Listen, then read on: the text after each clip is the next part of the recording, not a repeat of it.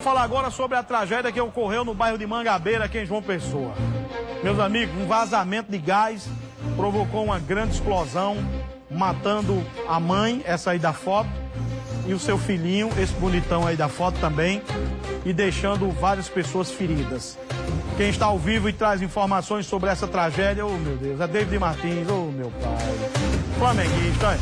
Ô David, que coisa triste, David, no final de semana, garoto, boa tarde. Oi, Nilvan, boa tarde para você, boa tarde para todo mundo. O caso tem ampla repercussão no país inteiro. O jornalismo da Record TV trouxe o assunto desde ontem. É uma tragédia, né? Mãe e filho que morreram abraçados. Eles estavam dormindo na mesma cama quando a parte de trás do prédio despencou após uma grande explosão que, segundo a suspeita da Defesa Civil e também do Corpo de Bombeiros, pode ter sido provocada por um vazamento de gás que se acumulou em alguns dos cômodos e acabou com essa lamentável tragédia.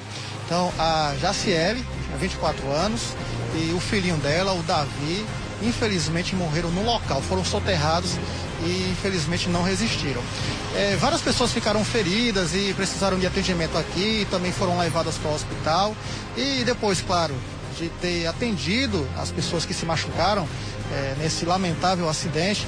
Então, uma ação integrada, uma decisão conjunta da Defesa Civil e também do Corpo de Bombeiros decidiu por demolir o prédio. Então, hoje a gente só enxerga aí escombros e a máquina que fez a demolição. Outras residências da região também foram demolidas.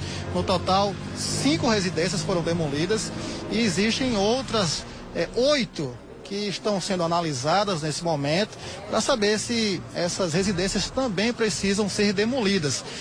Todas estão interditadas, os moradores foram acolhidos. No total são 19 pessoas que estão sendo acolhidas pela prefeitura, 11 estão no centro de referência da cidadania, 8 preferiram ir para a casa de parentes e tem uma pessoa no hospital. 4 pessoas foram levadas para o hospital de trauma e 3, ainda bem, já receberam alta médica e estão em casa, mas uma continua internada.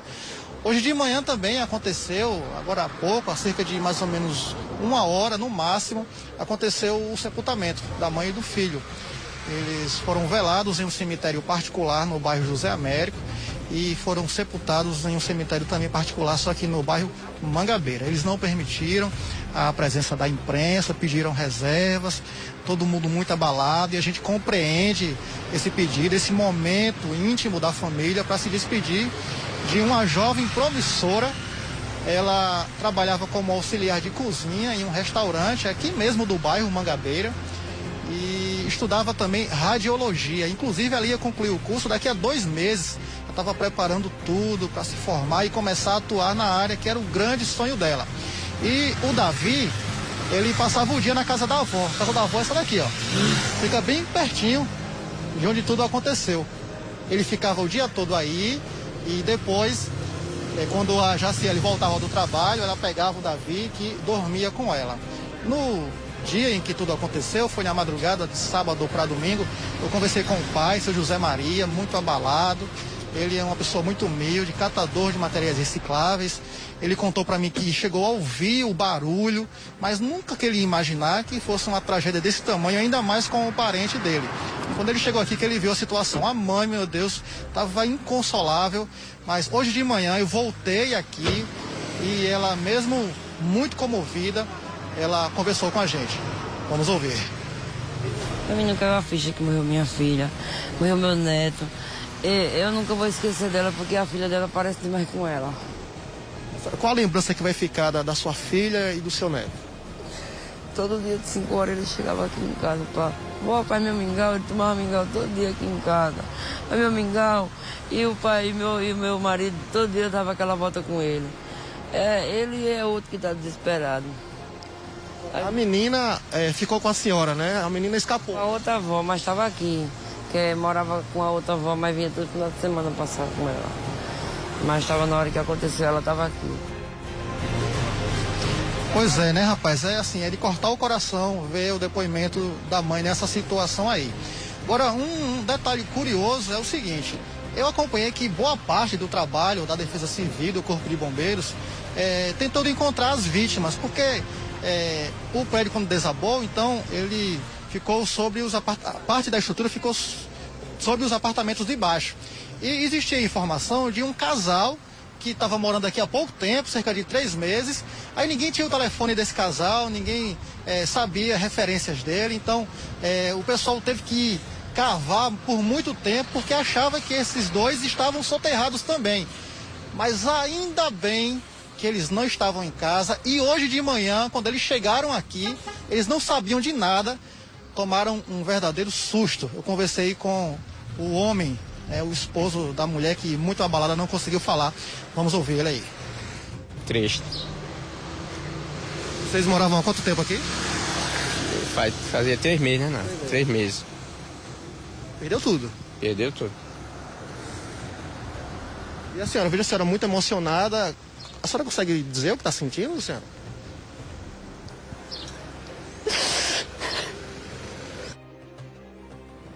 Muito bem, é um milagre, né? Ele disse para mim, David, é um milagre. A minha emoção, a mulher também, a minha emoção não é por ter perdido minhas coisas, porque eles viviam, era um lugar muito humilde e eles estavam emocionados porque tinham escapado.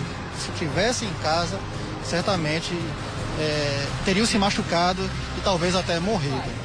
Agora, o que teria provocado essa explosão? A suspeita é que foi um vazamento de gás. No entanto, um laudo está sendo preparado e deve ficar pronto em 30 dias. Então, nesse momento, o que está acontecendo aqui é o seguinte: o pessoal está retirando o entulho do local e está dando assistência para quem sobreviveu.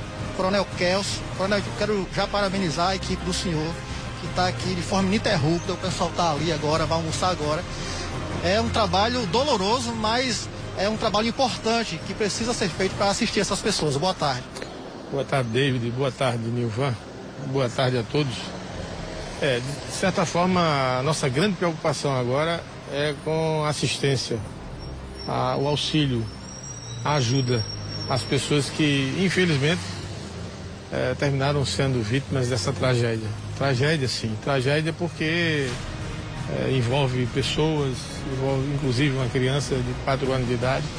Isso nos toca bastante. Qualquer ser humano normal sente uma situação dessa. Mas o conjunto de ações que tem sido implementadas desde ontem, né? Não só pela Defesa Civil, mas pela Secretaria de Desenvolvimento Social, pela CEINFRA, pela Guarda Civil Metropolitana, pela própria CEMAB, enfim, todos esses órgãos do município preocupados nesse sentido, de assistir as pessoas. Nesse momento são 19 pessoas, né, divididas entre um abrigo da prefeitura e também casa de familiares. Agora, com relação a residências aqui, nesse momento estão quantas interditadas? Nós temos 11 pessoas, como você colocou, sendo assistidas lá no Centro de Referência de Cidadania aqui de Mangabeira. Nós temos 8 outras pessoas que estão em casas de familiares e, infelizmente, uma pessoa ainda internada, vítima de queimaduras muito sérias, e 2 que, infelizmente, vieram a óbito. Atualmente, nós temos pelo menos 2 edificações aqui devidamente interditadas pela Defesa. Essas edificações elas deverão passar por intervenções indicadas por um engenheiro. Esse engenheiro preparará um documento, um ART, nos informando que tipo de interdição será necessário ser feito. E depois que essas intervenções forem feitas, dada a necessidade e aos argumentos utilizados nesse documento, a Defesa virá desinterditar. Muito obrigado, Coronel Kelso, pela entrevista. Agradeço demais. Agora, Nilvan, tem um grande detalhe com relação a isso. Eu conversei também com a delegada que esteve no local, a delegada Lídia Veloso, e ela me contou o seguinte: ela percebeu, pelo menos de forma visual, que o prédio é aquele famoso prédio que você vai fazendo um puxadinho, vai fazendo outro, vai fazendo outro e vai fazendo outro. Então, eram 10 kitnets, 4 na parte de baixo e 6 na parte de cima. Aí ela quer saber o seguinte: se o dono do imóvel, inclusive ele está entre as vítimas levadas para o hospital, como o hospital ele não passa o nome da pessoa, então a gente não sabe se ele é uma das pessoas que já recebeu alta ou não. Mas ela disse o seguinte, que vai pedir dele toda a documentação, licença de bombeiros, alvará da prefeitura, para saber se ele tinha autorização para fazer do prédio um empreendimento residencial. Então, ele precisa mostrar essa documentação. Caso ele não tenha, ele pode sim ser responsabilizado pelo acidente, pelo menos de alguma forma ele vai ser culpabilizado, porque tem que ver se tinha itens de segurança, extintor de incêndio, enfim. Ela disse que vai querer ver toda essa documentação, viu? Eu volto contigo. Tá aí, muito triste. E isso redobra ainda mais a nossa atenção em casa, né?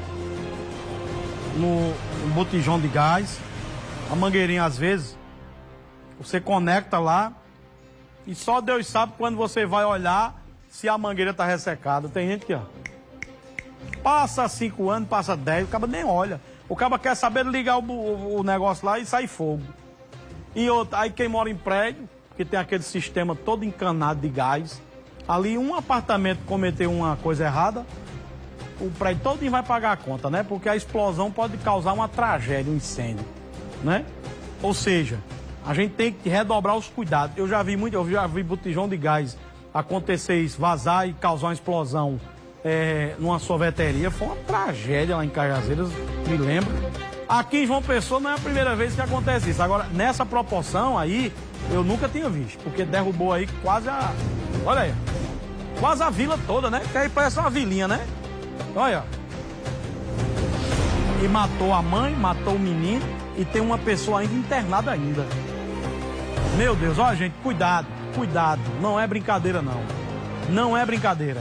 O negócio de botijão de gás, a mangueirinha, o resisto, isso é coisa que a gente precisa estar sempre mandando olhar ou olhando direitinho para poder ver o que é que precisa fazer. Tem gente que vai botar um botijão, aí pega risco fósforo, né? Tu é doido, eu corro 10 léguas, mano. Acaba fazer isso na minha frente, conversa. Não, é pra saber se tá vazando. Aí acende um palito de fósforo e bota lá perto. Tu é doido, mano. 12h25 agora, 12 horas e 25 minutos na Paraíba.